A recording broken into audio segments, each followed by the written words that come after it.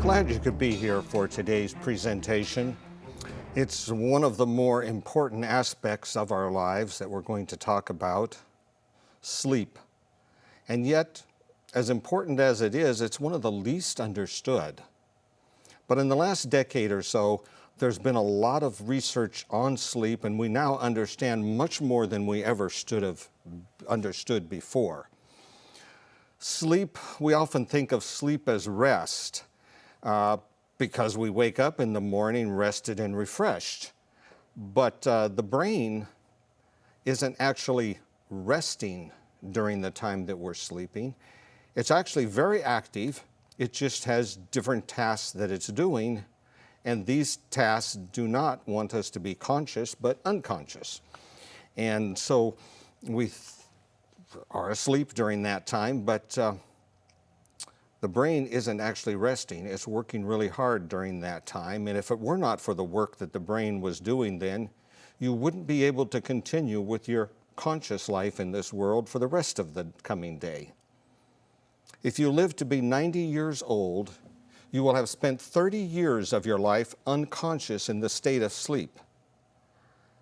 It's absolutely essential. You can't avoid it. We need it. Did you get enough sleep last week? Can you recall the last time you woke up without an alarm clock, feeling refreshed, not needing any caffeine? 2/3 of us do not get the recommended 8 hours of sleep. Somewhere between 7 and 9 hours is the ideal number for most people. And it's absolutely essential to get this sleep. The effects of sleep deprivation are very harmful on the body. One of the parts of us that is affected is the immune system.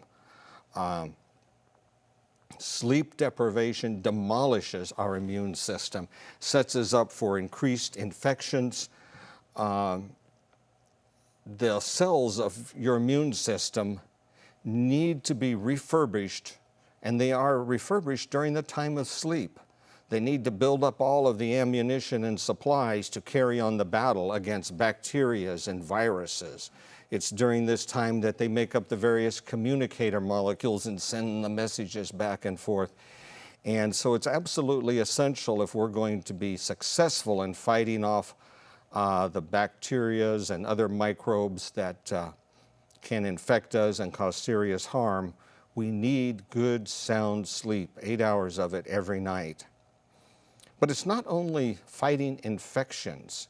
Your immune system job is not only recognize foreign invaders from outside your body, but also to recognize invaders from within inside, rebels, the cancer cells, cells that have altered, changed, and are no longer behaving as they should.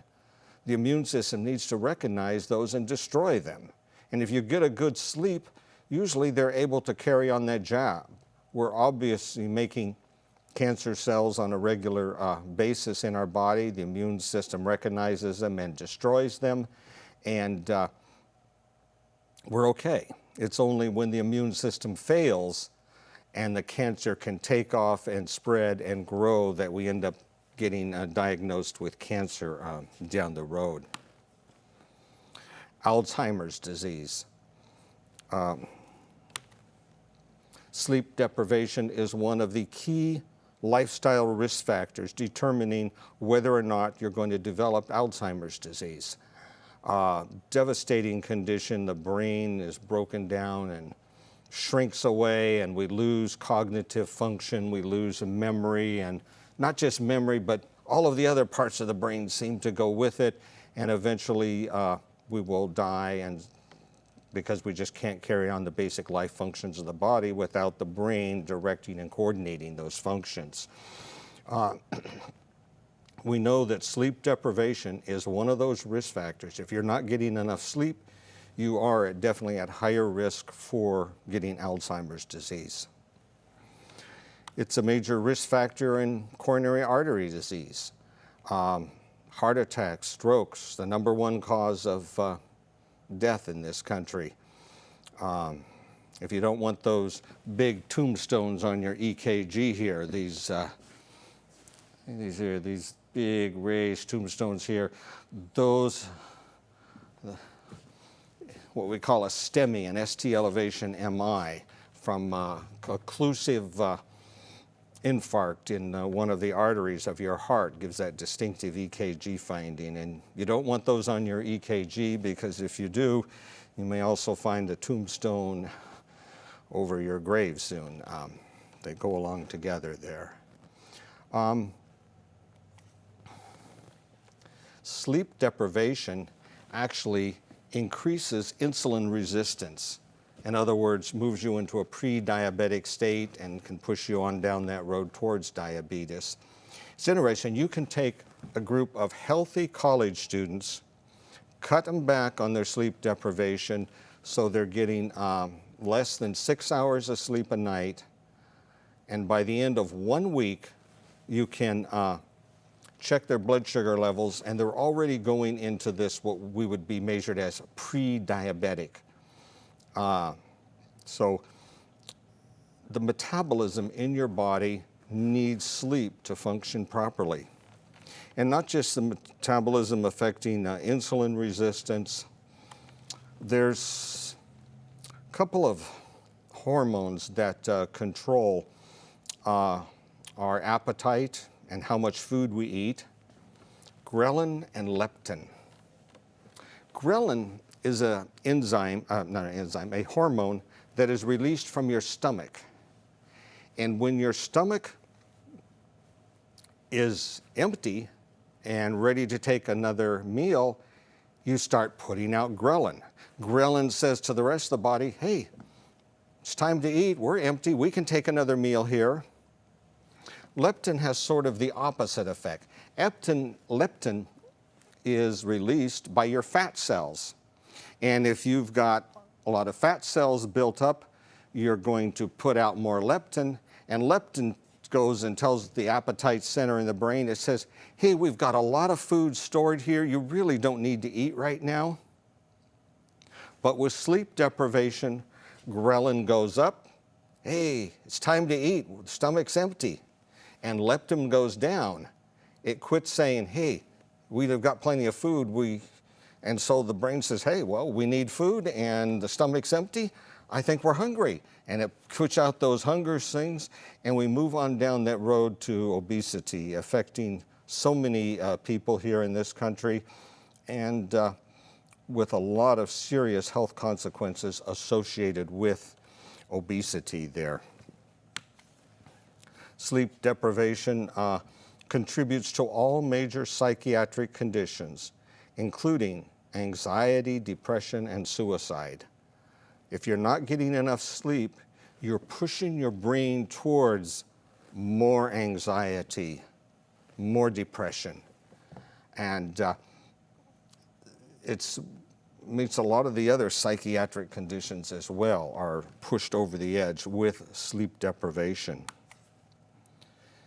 And of course, sleep-deprived driving. Driving home after a night shift, sleep-deprived, can be the same as driving on alcohol. Your reflexes, your response time, everything is off. You can get these, it's like the brain wants to sleep so bad, it starts getting these little micro sleeps. In other words, you're trying to stay awake, and yet the brain kind of shuts off. And you keep doing that, trying to stay awake, responsible for a large amount of the particularly single vehicle accidents, but many of the multi-vehicle accidents as well can be traced back to sleep deprivation, the individual there. The shorter your sleep, the shorter your lifespan. The two go together. Longevity and adequate sleep are definitely paired together. I've heard it said, I'll sleep when I'm dead. If you accept that philosophy, you're going to find that you're going to be dead sooner. You're going to have a shorter lifespan, and that shorter lifespan is going to have a lot more misery, discomfort, and illness of various types in it. So for a longer lifespan and a healthier lifespan, get your sleep now while you're still alive. The elastic band of sleep deprivation can stretch only so far before it snaps. Human beings are the only species that will deliberately deprive themselves of sleep without any legitimate gain. Depriving up yourself of sleep is only going to put you behind, worse, farther out. There's a sleep loss epidemic throughout the industrialized nations. World Health Organization has declared a sleep loss epidemic. The United States, UK, Western Europe, Japan, South Korea, all of these countries, the majority of the nation is running on less sleep than they really need. And they're suffering all of these consequences they talk about here. Really metabolic problems and psychiatric problems, mental disease, all of those are increased and enhanced with sleep deprivation. So what is sleep?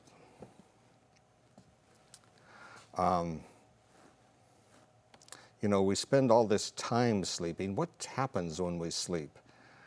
We are not unconscious. We're actually carrying on a lot of very important activities in the brain. The brain is active, but it's active in a very different way, carrying on very different functions, and you're not awake. Consciousness is a condition of the brain in a non-sleep state. And it depends on 8 hours of sleep a day to be able to function optimally in that time there. One of the first questions I suppose to look at is, how do we know when to go to sleep? How does the body decide when to sleep and when to wake up? We have a clock built in there. And let's take a look at the clock here. Here in the, right over here in the very center here, right here, see that little green spot there? The suprachiasmatic nucleus. It's a little cluster of cells. There's a large picture of it here, down here at the base in the center of the brain, or even an expanded picture of that here, of the different kinds of cells that are clustered in there. And of course, those cells have axons and dendrites that extend out to all kinds of other centers and are connected to everything. But, you know, in many computers and electronic devices, we have little clocks built into them. Well, your brain is the same way. It's got a little clock built in there. We call it a circadian clock.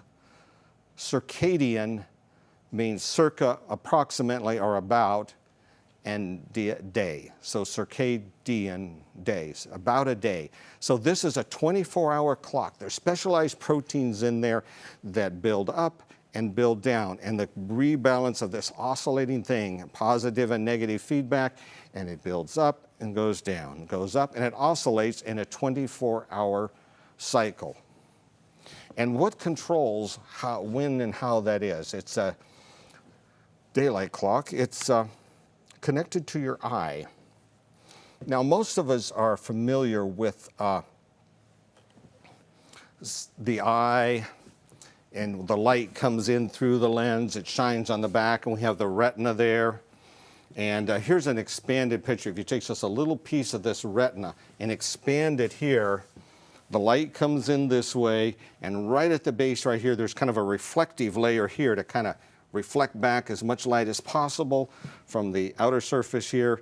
And these cells here are the rods and the cones, responsible for real dim black and white vision, as well as more brighter daylight color vision with the cones here. And usually when we think about light sensing cells in the brain, these are the cells that sense the visual images that are focused on the retina by the lens of your eye. And the message that they send will go clear to the very back of your brain, and that's where you will see whatever it is you're looking at. But these are not the only light-sensitive cells in your brain, the rods and the cones. There is a third type of light sensor in your eye in addition to the rods and the cones. And that's these cells right up here called ganglion cells. They're very different, and the information they send goes out to neurons, and they do not connect back to the back part of your brain, and you don't see images or pictures with these cells.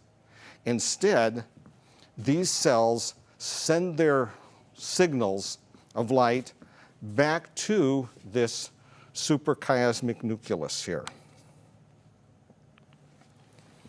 Here's a picture. Here's our suprachiasmatic nucleus here, our little clock, and sunlight comes in here when we wake up and open our eyes, and it's daylight, and it says, hey, it's daylight. And so the cell starts going into its daylight cycle, and it builds up higher and higher and higher, stronger till the middle of the day.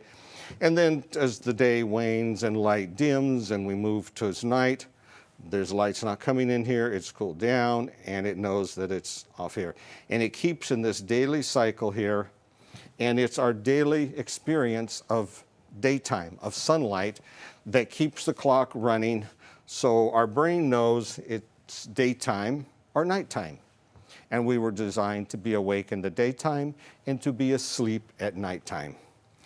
Now this little center, remember these are little neurons here, and they got their messages from the little light sensor cells here, which synapsed here, gave them the messages of daylight or not, and it went through its daily clock cycle, and it's sending out a continuous message about sort of where we are in the clock cycle here electronically. In other words, little electrical impulses are coming out, and they're going down to several different centers in the brain here, as well as some down even in the brain stem here. They go down to here, and down in your neck, there's some centers there, and then they come back up to the pineal gland. And the pineal gland is what is going to show us what is going to show everything else in the body what time it is and when it should be doing what it's supposed to be doing. Here's a sort of a little expanded picture. Over here you can see these are the ganglion cells here. And these little ganglion cells here are the ones that are sending their messages back here. Here's our little clock. And the clock is sending messages out here, which is going way down here, up to some other centers, back up to the pineal gland, which is going to release melatonin into the blood to go to the rest of the body. The ganglion cells are also sending some messages up here to some other centers. This particular reflex pathways and all these little things sends a message back to the eye, to the iris of your eye, that opens and closes to control the amount of light going in. You shine a bright light in somebody's eye, what happens? The pupil constricts down. You take the bright light away, it opens back up. These are the little centers that are controlling that. And they know because of the ganglion cells, not the rods and cones. So the ganglion cells are controlling that little reflex. But the one we're interested in right now is that's what's setting your clock. So the clock knows when to be running the daylight cycle, and it's sending the message down here to the pineal gland, and the pineal gland is going to release melatonin. Melatonin is a hormone. Hormones are molecules that control other cells. And in this case, melatonin is going to control all of the other glands and structures in the body that need to be running on a circadian rhythm. You know, it's kind of like if you think of all the different organs of your body as different instruments in an orchestra. Now, if everybody put earplugs in their ears and just looked at their music and started playing a song, after a while, some would be playing a little faster, some a little slower, and pretty soon they'd be all out of sync and then would make terrible disharmony. If you really want to sound good, what do all the musicians need to do? They need to look at the conductor who is doing the beat and showing them when to come and keeping them all on the same beat so they're all going together at exactly the right time.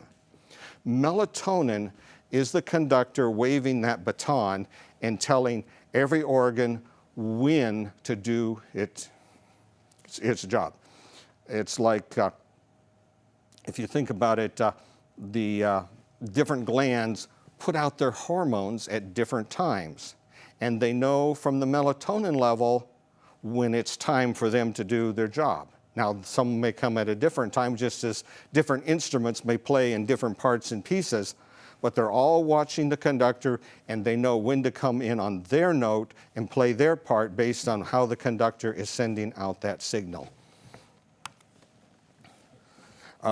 This picture, you don't want to memorize this. I just threw this up so you could get a little bit of an idea of the complexity of the various neurotransmitters that are used by the neurons to communicate to all of these centers and eventually to the pineal gland.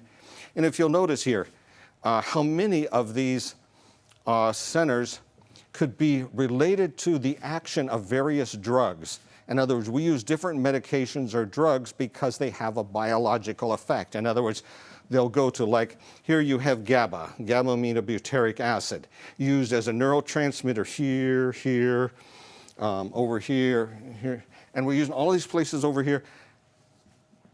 That particular receptor is affected by the benzodiazepines, Ativan, Valium, those type of drugs. And so anytime you take one of those, besides what it's doing over in your amygdala or other parts of the brain, it's also affecting these areas. And the same with, there's opiate receptors here, there's 5-hydroxytryptophan, there is all these different, acetylcholine down here, norepinephrine here, all of these different things, different drugs are affecting all of those in various ways. And I want you to get a picture of the complexity of the brain, the delicateness of all of these little circuits that have to work just right for everything to go right. When you take a drug, it doesn't just go to the one place where, oh, I'm taking this so it'll make me feel better here, or I'm taking this for this. It's also going to hundreds of different places and messing up how they're working as well. The ideal is that the brain can run clear and clean as God designed it, fresh, without interference, outside interference. He designed just the right balance of everything going on there. Sometimes in emergency cases, we have to use certain medications to override some terrible problem in there. But that's why all medications have side effects, is because they not only do what you want them to do, they also are going to start jamming up the network and all the other places. So the ideal is to come back to the perfect diet, perfect night's sleep every night, so important for all these neurons especially. And in that situation, with proper diet, without toxins, without junk food, and without drugs, we're going to get the best functioning of the brain, the best mind and synapses that God can communicate with. Here's a picture of the melatonin release. Remember, the release of melatonin here is, from the pineal gland, is coming out because the light send it through all these electrical signals, through all these little synapses with their chemicals, and so the knows when to put the melatonin out. Now, if we measured the melatonin in the blood, so now we've got a hormone in the blood. The hormone is melatonin. Here's what it looks like. It's made out of 5-hydroxytryptophan. Here is your level. Going along here, melatonin level in your body is close to 0 during the day. There's no melatonin circulating in your blood. But here in the evening, here we've got about 8 o'clock at night. It's dark. It says, oh, it's nighttime. And melatonin levels shoot up and peak up here till we get really high levels here by the middle of the night. And then they drop off precipitously. In the morning, we're back down to 0 there. And it continues 0 all day long. And it's this pulsing piece at nighttime that helps you to bring on the process of sleep. It's sort of like it's not what makes you sleep, it's what tells you when to sleep. And there's melatonin receptors in the brain, and melatonin is a key that can push you down that. It's sort of like you got a bunch of runners here, ready to run a race, and you've got somebody on the starting line with a starting gun. He says, on your mark, get set, go, boom.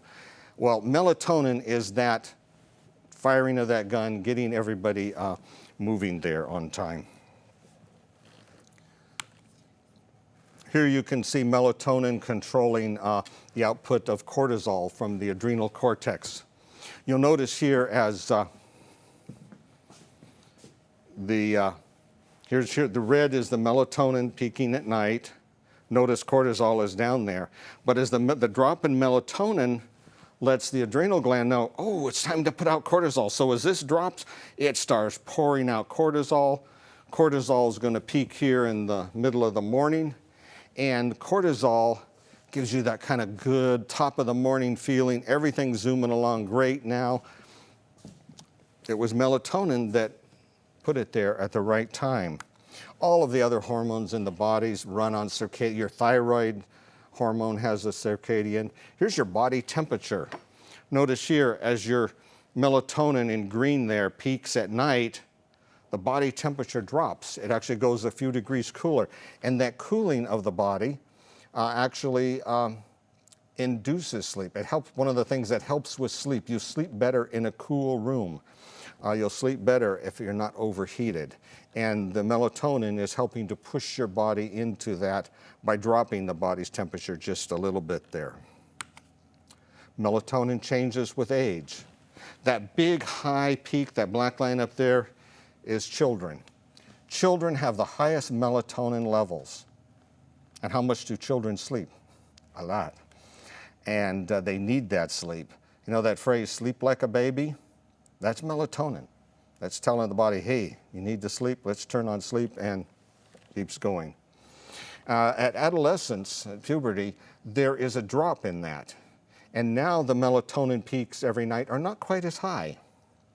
And that helps turn the clock on puberty and actually tell the body now is the time. It's part of that change there.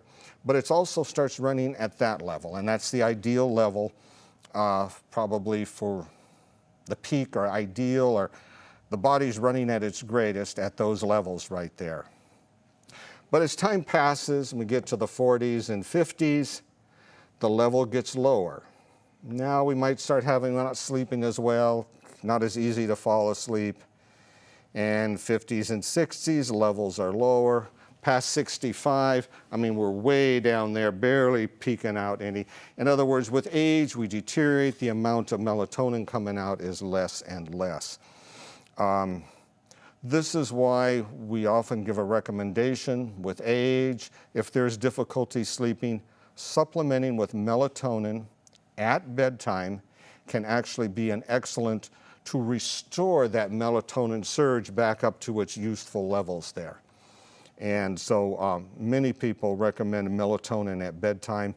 It's not a drug per se. You're just restoring to the body what God always designed to be in there and helping to push this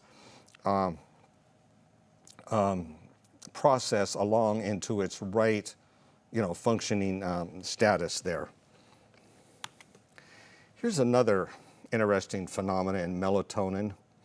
In the gray there, you'll see the normal melatonin peak at night. Here, this nice big peak here. But now see this orange line here, this kind of dotted orange line? Adolescents, the teenagers, high school age kids, their melatonin level shifts forward a couple of hours. And what happens is, you ever see why they don't want to go to bed at night? Their melatonin hasn't come up yet. They're not sleepy yet, and they want to stay up late at night. The problem isn't on that end. The problem seems to be on the other end, because now, when the rest of the adult world has them scheduled to get up and get going in the morning, they're in the middle of their deep melatonin sleep cycle, and they need that sleep. And what we end up doing here is cutting off the sleep back here because the alarm goes off, it's time to start school, and so we're actually cutting off all of this sleep that would be going on out here because we didn't go to bed till then, and now we cut it off here. We've really shortened the night's sleep, and we've cut off that late, that morning sleep, which is where your REM sleep is so important for the many parts of learning and functioning. Ideally, we would start high school at 9 or 10 in the morning and then extend it later in the afternoon to get in the hours. But that would be the ideal for learning. There have been school systems that have tried that with excellent results. One of them, everybody's grade point went up. Most students went up about one letter. You know, if they were a C student, they became a B student. If they were a B student, they became an A student. ACT and SAT scores also went up significantly with switching to this later cycle, because now they were learning in the right place. The brain is essential for learning, and the sleep is essential for the brain. So let's take a look at what really is sleep. What is going on there? Here is a diagram of what happens in sleep. So we have here levels of sleep. At the top level right here is being awake. Now, as we move down in here, the very first level here, this next level just below awake, is what we call REM sleep. REM stands for rapid eye movement. And it was observed that at certain times when people are sleeping, their eyelids are closed, but underneath their closed eyelids, the eyeballs are darting back and forth and around and all over the place. And it's just this jerking random movements of the eyes. And so they call it rapid eye movement. They don't know exactly why the eyes do that during this particular sleep, but that's a normal physiological thing to have this rapid eye movement in this one particular phase of sleep. In the other parts of sleep, the eyes are resting quietly and not doing this rapid eye movement, so we call those non-REM sleep. So we have REM sleep and non-REM sleep. And the REM sleep is divided into stages, stage 1, 2, 3, 4, as we go deeper and deeper into very deep sleep here. So when we start off the night, we go through these cycles of sleep. They're about an hour and a half, about 90 minutes. We'll go through a cycle and then come back up. And then another 90-minute cycle and come back up. Another 90-minute cycle, and on through there. We'll do these approximately 90-minute cycles here through the night till we've got in our 8 hours and it's time to wake up and stay awake. There can be some brief awakenings. These really brief ones you probably don't remember in the morning and didn't realize you woke up and thought you slept the whole night. But there was actually, if we measure the brain waves, there is this little peak here. So what is the brain doing during these various stages? We can hook up wires and measure the electrical activity in something we call an EEG. Here is a picture here. On the top here, you can see here, this is the EEG of a normal awake brain. They're small, low voltage, and they're random all over the place, not at particular frequencies. They're just darting everywhere. And that is the normal conscious electrical activity. As you think thoughts, this neuron sending a message here and there, and you're getting sensory input in, you're doing motor things, you're thinking about things, and there's all of these different little electrical activities just bouncing all over the place. And this is what it looks like. There is a place, those are called beta waves. There is a state called alpha waves we find when someone's very relaxed, a meditative, peaceful state of mind. They're at the beach watching the waves. Everything is happy and they're not stressing their mind over anything. And these alpha waves are very beneficial, but they're not sleep. The person is conscious and able to think about things and talk and respond appropriately, sense the environment, enjoy the beauty of the scenery. Here is what REM sleep looks at, this highest level. And if you look at it, one thing you'll notice is it looks almost identical to the awake state. And really, from looking at the EEG, you really can't tell the difference between the awake and the REM sleep.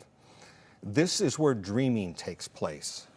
Dreaming is that state very important for organizing, creativity, so where you sort everything out, get the new thoughts going. And during dreams, you're sort of living through these random pieces being pulled from here to there and connected in unusual ways that were never connected before in your life. But it's just one of those things that happens usually when you wake up, the dream, that REM sleep dream passes. But that's what the electrical activity looks like during REM sleep. Now as we move into the non-REM sleep, we get a much more regular. Stage 1, you see it's a little bit much more regular. It looks a little bit like the REM sleep, but we're starting to become more regular. And if you looked at it closely and compared them, you can see that it's definitely moving. Well, they call them theta waves. And as we go deeper into these theta waves, we get these things called sleep spindles here. It's like it goes, and every few seconds, and you get these K waves, these big old flumps in there. Fascinating activity there, what's going on. It's actually memories from the day being stored in your brain. It's fantastic. As we go deeper down here, you get these delta waves, really big, slow wave activity spreading through the brain. They're not random things going from here to there. These delta waves are beautiful to watch. They start right here in your frontal lobe, you know, where your conscious thought and everything is right here. They start right there and they spread back over the brain. It's sort of like during the day unconscious, they're just random things going everywhere. But imagine yourself at a large crowd and audience at a football show and they do a wave, you know. One side people stand up and raise their hands and then sit down, and the people next to them, and as it goes, it just spreads, this wave of people going all around the room, makes a circle around here, and it goes again. And that's what this is. Every neuron in the brain is firing in sequence from the front to the back. It's not sending their axons here. They're each firing electrical activity all the way front. You get these high voltage, but slow wave activity. Fantastic stuff. This is what's taking place during these really deep cycles here, these really deep cycles that happen the first thing in the night, so important for restoring your body and getting health. But there's also some deep cleaning going on there. You know, during the day, your brain builds up toxins, waste products, metabolic byproducts, drugs might be. All kinds of stuff builds up around there. And these neurons can't function well with all of that other stuff contaminating them, the various waste products and everything. We need a clean wash water to flush and clean that all out. And it's the most amazing thing that happens. As these delta waves start coming across the brain, if you imagine your brain tissue looking at like a picture of a city, and there's a city block with all of these streets and avenues crisscrossing back and forth, and there's a river on each side here. One, a river of clean water over here, and one, the drain river over here. What happens during this delta wave sleep, if you could imagine at night, every building in the city shrunk down to about 60% of its normal size. That means all the streets widened up, and suddenly you got these huge, wide spaces between everything. And clear, clean water, cerebrospinal fluid, pours out of the clean water, flushes through the brain, washing all of the debris, the waste product, the toxins, everything is washed out into the other river and washed off down out to the sea to get rid of it. And for this 90 minutes here, while you're in that deep cycle, all of the brain has just opened wide open and flushing this clear cerebrospinal fluid, just cleaning the whole thing out. And then very shortly, it goes through another cycle. You know, it expands back out, but then it does it again. It shrinks down, and the water flushes it through again, and we get another power wash here. Very, very important to get those power washes cleaning the brain. You know, a little thing to think about, just imagine the brain as an office. And in the office, you've got this desk, and during the day, everything you thought and heard and imagined came pouring in, and it all just kind of piled up on your desk. Everything you heard, everything you did, it's just everything is there. Important, unimportant stuff, everything is there. At night, it's closing time, time to go to sleep, and it's like you pull down the shades, put out the close sign, you become unconscious. But the cleaning crew comes in, the janitors, and they do this deep cleaning, washing, cleaning, crevices, everything in the office. But on your desk, you've got important stuff among those. As you sort through the papers, here's some really important stuff. Maybe you were learning to ride a bicycle that day, or maybe you were learning to play a song on the piano. All of that activity, those motor activities, is important stuff you want to save.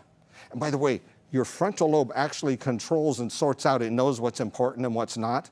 And if it's important, you can actually save it. And these little sleep symbols, that's actually passing from the hippocampus, your short-term memory, up to your cortex, where you got it put in the array of this complex cortex that's doing everything important for you and remembering everything, your long-term storage, it's all saved there. And it's these little bzz, bzz. They can actually measure them. Someone that's been working hard on a piano, whatever, it goes to those parts of the brain where you would store that activity. They can measure the little are going there. And if you had other type of things, it's going there, and it goes to the right places to save what you need there. It's sort of like a filing cabinet in the office. You take all the important things and you're putting them in the right folder so you can find them again. A person they could take and practice at the piano over and over and over on the piece, and it still seems like it's not quite right, but they're just doing their best to practice it. They go to sleep at night, get a good sound sleep, it all gets filed perfectly. Next morning, they go out to the piano, and suddenly now it just flows. Why? Because they're not pulling it from the short term. It's already stored in the long coordinated memory. The cerebellum's coordinating it. Everything's working good there. But it's not just important to save the important stuff. We've got to get rid of the unimportant stuff. I mean, you probably, when you went into the store or something, you remember where you parked your car out in the parking lot. Well, that's important to remember a few hours later when you want to find your car. But you don't need to remember next year where you parked it today. That's unimportant information. And it's sort of like you store all of this stuff on a flash drive, and the flash drive is full of everything you've heard and seen, unimportant stuff. What we need to do for the next day, you can only hold so much on the flash drive, so what do? You go through and delete it. You clean it out. And we find that up in this first and second stage sleep here, we're actually can go through and we can actually here store. We're actually cleaning up the flash drive. Here in the hippocampus, we're just cleaning out the flash drive, getting rid of all of that important stuff, deleting it. By now, we've got the desk cleaned off. We saved the important stuff and filed it. We've deleted the unimportant stuff. And now it's time for REM sleep. Now is the time for creativity. Your desk is clean, the office is washed, there's nothing to distract, and the brain can actually start taking different things and come up with creative stuff, all kinds of the things that make life valuable happen in this REM sleep. A lot of people manage sleep deprivation with caffeine. What is it really doing here? In this graph right here, we're looking at a couple of things right here. There is a substance in your brain called adenosine.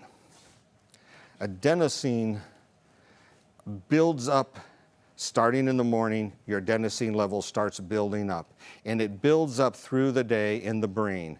And when the adenosine level is high, you feel tired. Tiredness is adenosine being built up in the brain. And the more tired you get is because you've got the adenosine built up. That is the function of it there. And there's special receptors on all the cells. They know adenosine is building up, and they know they're telling you we're tired. Well, the red line there is this ability that's sort of, we want to call it a wakefulness drive. Cortisol and a lot of things contributed to it. It kind of starts off low in the morning, gets stronger and stronger in the middle of the afternoon, and then it fades away. Melatonin is what's going to trigger that change right there. But caffeine is going to alter that. If you look at adenosine and caffeine, you see here these, in the center of it here, this part right here looks very, very similar to this part here. And indeed, caffeine and adenosine can both fit into the same little receptor there. But it's like a key that fits in, but it doesn't quite have all the right notches on it. So It fits in the keyhole, but you can't turn the lock. And that's what here. So caffeine pushes the adenosine out of the way. It gets in there, but it doesn't tell you you're tired. Now suddenly I'm feeling awake. And so because of that, now that's where we get the lift from caffeine. It's displacing adenosine. Here's a very fascinating picture right here. The top picture is a normal brain with all of the adenosine in there. You need adenosine to sleep. But if you go in and with caffeine, particularly caffeine in the afternoon, although there's even a residual from morning coffee, but caffeine later in the day, and especially caffeine in the evening, is going to really displace all of that adenosine. So you're going to feel awake, alert, and you can just keep going, but now it's time to go to sleep, and you want to go to sleep. And what happens to your sleep? You see the difference in the activity? All that bright yellow is actually, because remember, sleep is a very active state of the brain. And here, this very active state of the brain, you can see it there with all of the adenosine, and so we're going all that normal sleep activity. It's going in the delta wave sleep, it's doing the deep cleaning, it's storing stuff, it's deleting your flash drive, it's getting everything ready for the next day. But with caffeine, we've displaced all that adenosine, so the cells aren't going on and doing the sleep activity that they need. Remember, that's the normal picture. Here is the sleep cycle on caffeine. Notice we barely even touch into stage 3, not into stage 4 at all, just briefly there. So those nice deep cleaning cycles, they're gone. And look at all of the brief awakenings here all night long. And it keeps going. Look what happened to the REM sleep. We barely got a few specks of REM sleep through the entire night here. And again, bouncing around here. So now you may not feel these brief awakenings. You might think, well, I was asleep. But your brain was. I mean, this brain right here is not doing what this brain was doing back here. This is what you want your sleep cycle to look like. This is your sleep cycle on caffeine. And you're not getting the same preparation for the next day. You're not storing the same material. You're not cleaning out your flash drive. You're not doing the deep cleaning. And of course, this is a real simplification. There's a lot of complex things that are still happening, and we're still learning more about it.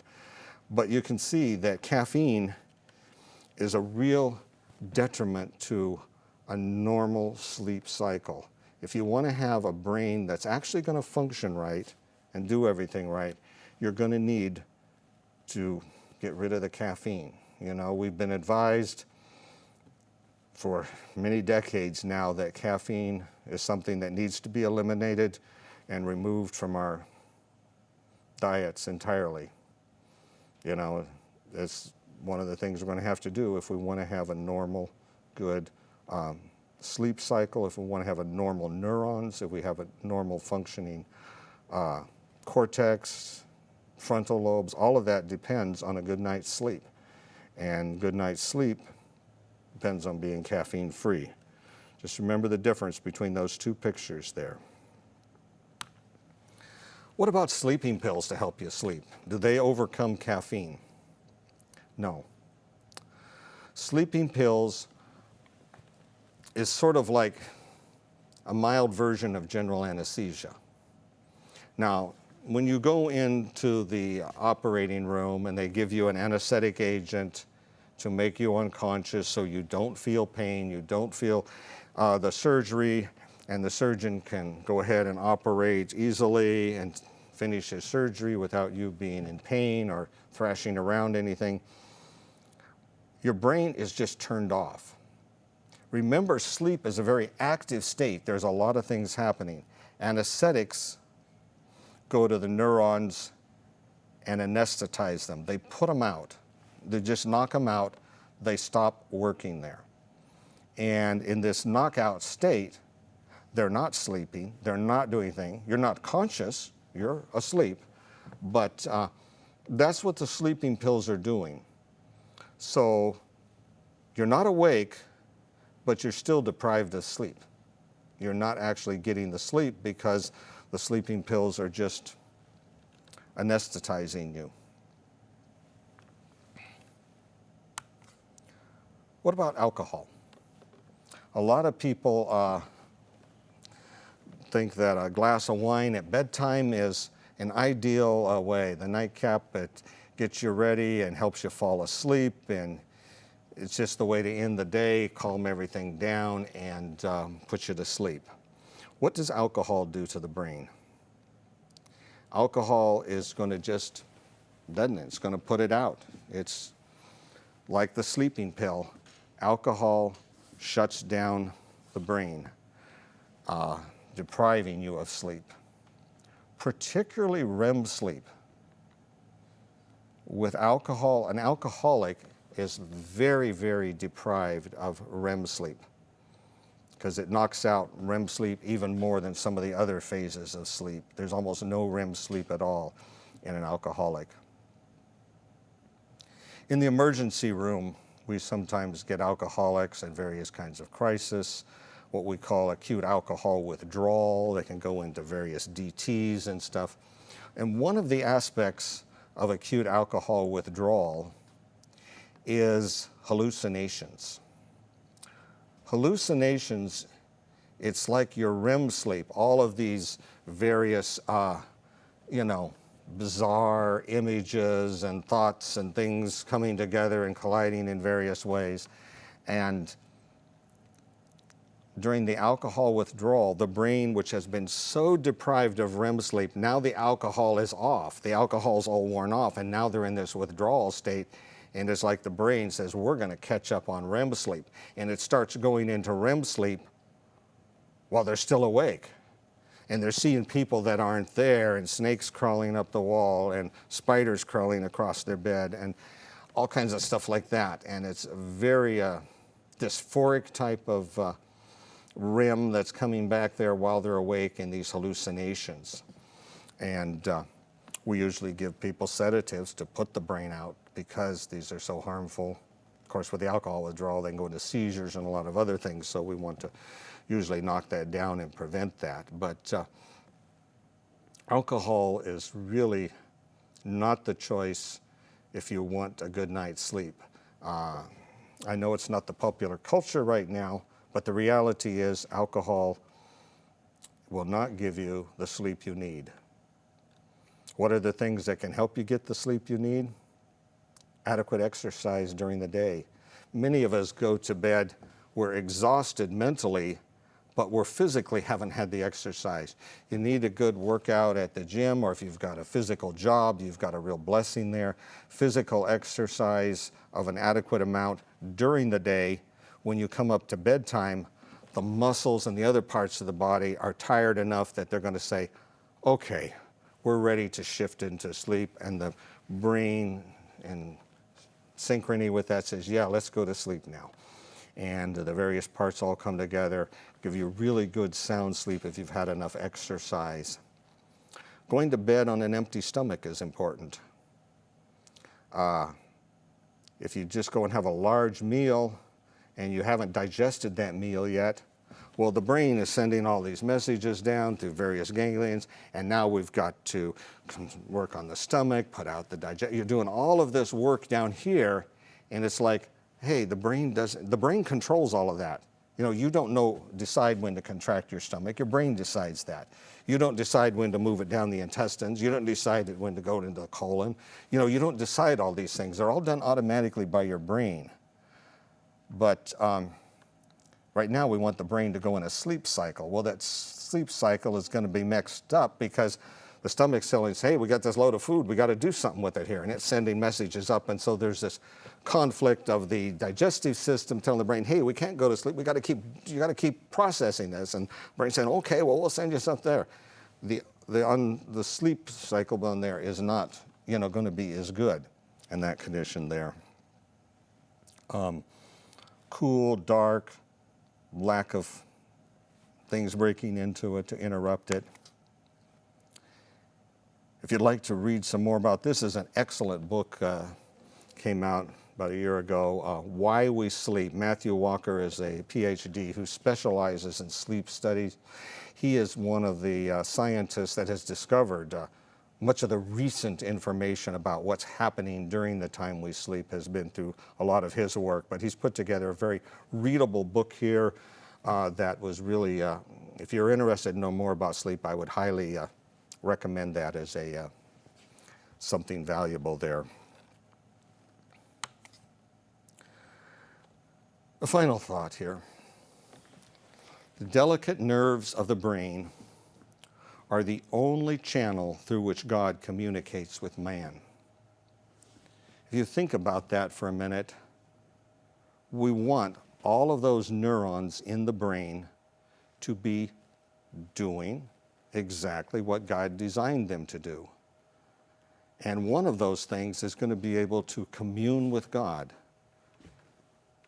And you need the frontal lobe, all of the other lobes, all of these parts synapsing. You need the neurons clean so they can respond appropriately. Everything about sleep is essential for a normal functioning brain. The sleep-deprived brain is going to make it more difficult. A caffeinated brain is going to find it really difficult.